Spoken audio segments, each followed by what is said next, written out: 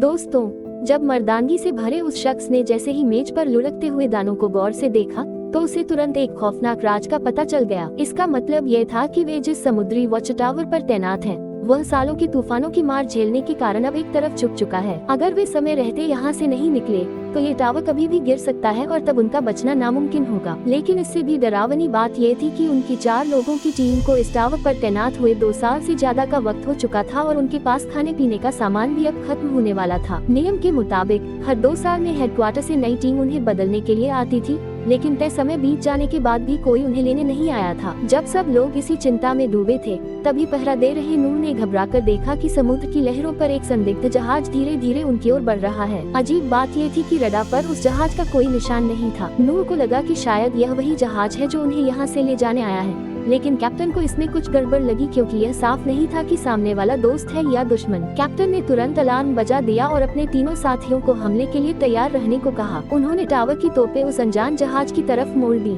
जैसे जैसे जहाज करीब आता गया, सबकी धड़कनें तेज होती गयी। ऊपर तैनात रेडियो ऑपरेटर ने बार बार उस जहाज से संपर्क करने की कोशिश की, लेकिन दूसरी तरफ से कोई जवाब नहीं आया। जब सब लोग कैप्टन के गोली चलाने के आदेश का इंतजार कर रहे थे, तभी कैप्टन ने अचानक अपना इरादा बदल लिया। उसने अपनी पिस्तौल निकाली और नूर को थमाते हुए आदेश दिया कि वह छोटी नाव लेकर जहाज पर जाए और पता लगाए कि माजरा क्या है। नूर जाना तो नहीं चाहता था, लेकिन एक अनुशासित सैनिक होने के नाते उसे अपने अफसर का हुक्म मानना पड़ा। जैसे जैसे वह उस जहाज के करीब पहुंचा, उसका डर और बढ़ने लगा। सावधानी के तौर पर उसने पहले दूर से आवाज लगाई, लेकिन काफी देर तक चिल्लाने के बाद भी कोई हलचल नहीं हुई। पूरा जहाज जंग खाया हुआ था और बिल्कुल किसी भूतिया जहाज जैसा लग रहा था। सच्चाई जानने के लिए नूर हिम्मत जुटाकर डेक पर चढ़ा और केबिन के अंदर जाने लगा। किसी भी शोर से बचने के लिए उसने अपनी कमर पर लगा वॉकी टॉकी बंद कर दिया। उसे अंदाजा भी नहीं था कि उसकी यह छोटी सी गलती उसकी जान ले सकती है। जब वह कंट्रोल रूम में पहुंचा, तो वहां मक्खियों का ढेर लगा था और सारे इलेक्ट्रॉनिक उपकरण खराब हो चुके थे। इन हालातों से साफ था कि यह जहाज बहुत लंबे समय से लावारिस पड़ा है। लेकिन सबसे अजीब बात यह थी कि जहाज पर कोई इंसान नहीं था और न ही कोई लाश मिली। पर जैसे ही नूर जहाज के अंदरूनी हिस्से में पहुंचा, उसे वहां 4 सुरक्षा सूट मिले। ये देखते ही नूर के पैरों तले जमीन खिसक गई।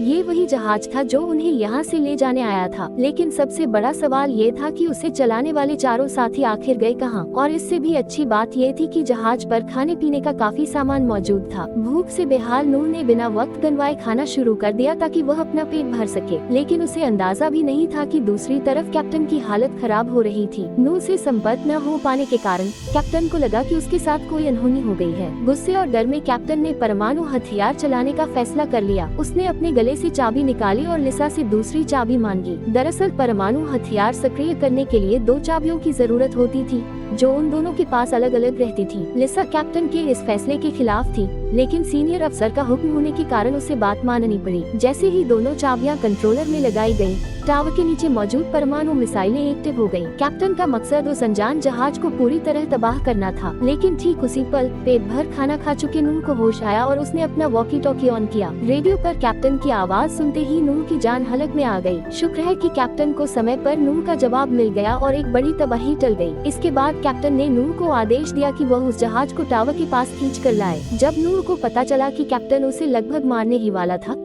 तो उसने मन ही मन उसे खूब कोसा। लेकिन कैप्टन के पास इन सब बातों के लिए वक्त नहीं था। उसे बस ये जानना था कि वे 4 साथी आखिर गायब कैसे हुए। सच जानने के लिए उसने इंजीनियर को जहाज का पावर सिस्टम ठीक करने को कहा और फिर जहाज का लॉग बुक चेक किया। जब कैप्टन ने पेन से जहाज का रास्ता मैप पर बनाया, तो उसे एक बहुत ही अजीबोगरीब रूप दिखाई दिया। इसी बीच टीम के बाकी 2 सदस्यों को लगा कि यहाँ से निकलने का ये सबसे अच्छा मौका है। अगर उन्होंने यह मौका हाथ से जाने दिया, तो उन्हें 2 साल और यहाँ सड़ना पड़ेगा। उन्होंने चुपके से एक प्लान बनाया। रात के अंधेरे में इंजीनियर जहाज के अंदर घुसा। उसे यकीन था कि वो इंजन ठीक कर देगा। वहीं दूसरी तरफ नूर ने हेडक्वार्टर को झूठा मैसेज भेज दिया कि नई टीम आ चुकी है और वे 3 दिन में वापस लौट रहे हैं। अब उन्हें बस इंजन शुरू होने का इंतजार था ताकि वे इस सुनसान जगह को हमेशा के लिए छोड़ सके। इंजीनियर की मेहनत रंग लाई और कुछ ही देर में जहाज का इंजन स्टार्ट हो गया। उन्हें लगा कि अब वे आजाद हैं। लेकिन जैसे ही वे जहाज से बाहर आए, उनके होश उड़ गए। उन्होंने देखा कि कैप्टन पहले से ही वहां उनका इंतजार कर रहा था। उसने उन दोनों को एक बहुत ही अजीब आदेश दिया।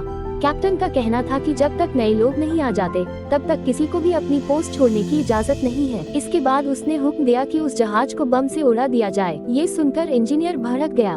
उसे लगा कि कैप्टन खुदकुशी करना चाहता है। क्योंकि यहाँ से निकलने का उनके पास यही इकलौता रास्ता था। इंजीनियर ने तोप चलाने से साफ मना कर दिया, लेकिन अगले ही पल कैप्टन ने बंदूक चलाकर उसके कान के चित्थे उड़ा दिए। ये देखकर नूह समझ गया कि कैप्टन मजाक के मूड में नहीं है। हार मानकर नूह ने एक गोला दागा और उस जहाज के परखच्चे उड़ा दिए। कैप्टन की इस हरकत ने सबको उसका दुश्मन बना दिया।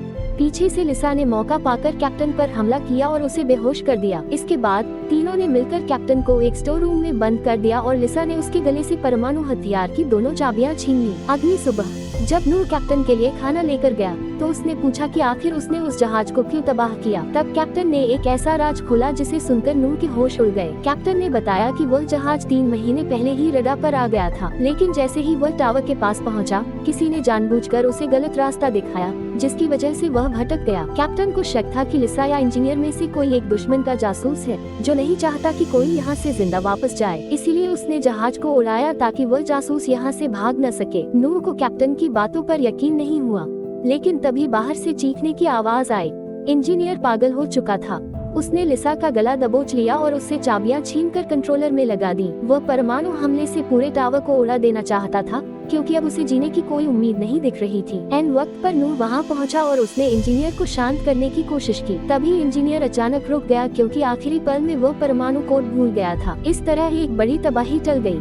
लेकिन तभी नूह ने देखा कि कैप्टन कमरे की खिड़की से कूद गया है। चारों तरफ गहरा समंदर था और कैप्टन के बचने की कोई जगह नहीं थी। अगली सुबह जब नूह ने समंदर में मछली पकड़ने वाला जाल खींचा तो उसके अंदर एक इंसानी हाथ फंसा हुआ था। जब उसने जाल ऊपर खींचा तो वह कैप्टन की लाश थी, जिसके सिर पर गोली का निशान था। ये देखते ही नूह को कैप्टन की वह बात याद आई कि उनके बीच एक गद्दार छुपा है। अब उसे यकीन हो गया था कि कैप्टन जो कह रहा था वह सब सच था। अब ये साफ था कि उन दोनों में से ही कोई एक जासूस है। लेकिन लिसा नूह की गर्लफ्रेंड थी, इसलिए नूह ने उस पर आंख मूंद कर भरोसा किया और कैप्टन वाली सारी बात उसे बता दी। लिसा ने तुरंत कहा कि इंजीनियर ही असली गद्दार है और उसी ने सच छुपाने के लिए कैप्टन का खून किया है। सच जानने के लिए नूह ने सुझाव दिया कि उन्हें उस जगह जाना चाहिए जहां जहाज डूबा था। तभी इंजीनियर ने खुद आगे बढ़कर कहा कि वह लिसा के साथ वहां जाने को तैयार है। इंजीनियर की इस जल्दबाजी ने नूह का शक और गहरा कर दिया। सच का पता लगाने के लिए नूह ने इंजीनियर की पुरानी फाइलें खंगाली और उसे एक चौंकाने वाली बात पता चली कि इंजीनियर को दिमागी बीमारी थी और उसे सिर्फ उसकी काबिलियत की वजह से भर्ती किया गया था। नूह को यकीन हो गया कि जासूस वही है,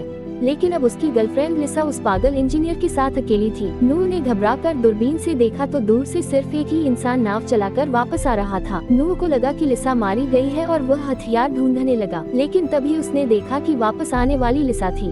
लिसा ने रोते हुए बताया कि इंजीनियर पैर फिसलने की वजह से समंदर में डूब गया। नूह को उसकी बात पर यकीन नहीं हुआ और रात को जब लिसा सो गई तो नूह ने उस रात का ड्यूटी रिकॉर्ड चेक किया। जिस रात जहाज रास्ता भटका था, रिकॉर्ड देखकर नूह के पैरों तले जमीन खिसक गई, क्योंकि उस रात ड्यूटी पर कोई और नहीं बल्कि खुद लिसा थी। अगली सुबह जब लिसा की नींद खुली तो नूह वहाँ नहीं था। उसने वॉकी टॉकी पर संपर्क किया, लेकिन कोई जवाब नहीं मिला।